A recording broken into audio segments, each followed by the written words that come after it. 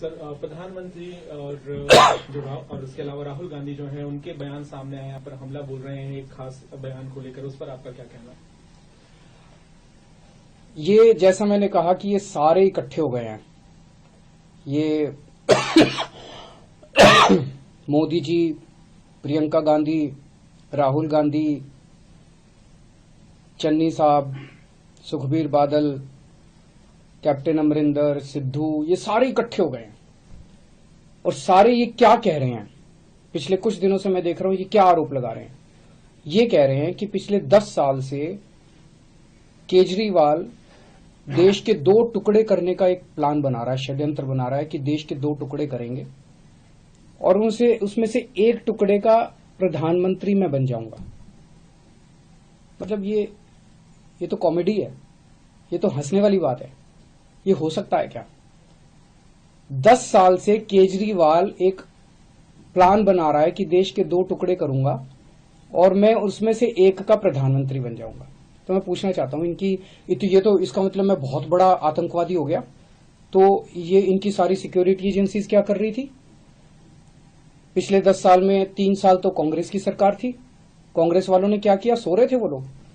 7 साल से बीजेपी की सरकार है, केंद्र में मोदी सरकार है। मोदी जी ने क्या किया? मेरे को गिरफ्तार क्यों नहीं किया? इनकी एजेंसीज क्या कर रही थी अभी तक? तो ये ऐसी हास्यास्पद बात है जिसको मतलब सुन के ही हंसी आती है। और शायद मैं दुनिया का सबसे स्वीट आतंकवादी होऊंगा जो लोगों के लिए अस्पताल बनवाता है, लोगों के लिए स्कूल बनवाता है, बुजुर्गों को तीर्थ यात्रा पे भेजता है। आज तक तो मैं समझता हूं कि दुनिया में ऐसा कोई आतंकवादी पैदा नहीं हुआ जो सड़कें बनवाता है, पानी बनवाता है, बिजली ठीक करता है, लोगों को बिजली फ्री देता है, लोगों की सेवा करता है। ऐसा तो आतंकवादी आज तक कभी पैदा ही नहीं हुआ होगा। और बड़ी इंटरेस्टिंग चीज है, इसका जरा सा सीक्वेंस अगर हम देखें, राहुल गांधी जी ने सबसे पहले ये आरोप लगाए मेरे ऊपर।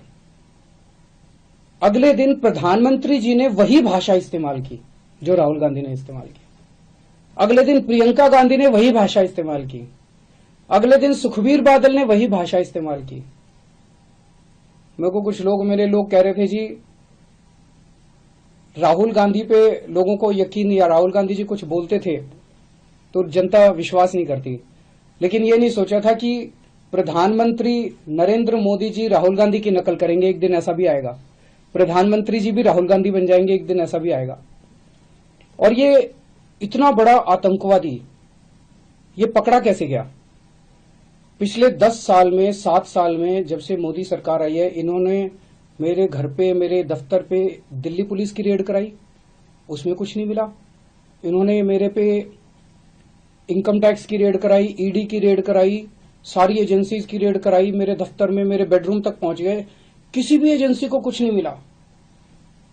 फिर एक दिन एक कवि ने खड़े होकर एक कविता सुनाई और उस कविता में उसने कहा कि 7 साल पहले केजरीवाल ने मेरे को कहा था कि देश के 2 टुकड़े करेंगे, एक टुकड़े का पीएम तू बन जाइए और एक टुकड़े का पीएम मैं बन जाऊंगा।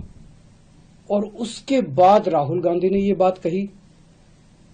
प्रधानमंत्री जी ने राहुल गांधी की स्पीच देखी, तब प्रधानमंत्री जी को समझ में आया कि इतना बड़ा आतंकवादी इस देश के अंदर पनप रहा है। ये तो शुक्र हो उस कवि का जो उसने इतना बड़ा आतंकवादी पकड़ लिया, नहीं तो इनकी सारी एजेंसीज नहीं पकड़ पाई थी। मतलब ये चल क्या रहा है? ये नौटंकी बना दी है इन लोगों ने। देश की सबसे बड़ी 2 पार्टियां, नेशनल पार्टियां, उनके टॉप के नेता मिलके देश की सुरक्षा का मजाक उड़ा रहे हैं। इस तरह से देश की सुरक्षा के ऊपर को डील किया जाता है। मैं समझता हूं कि आतंकवादी 2 किस्म के होते हैं।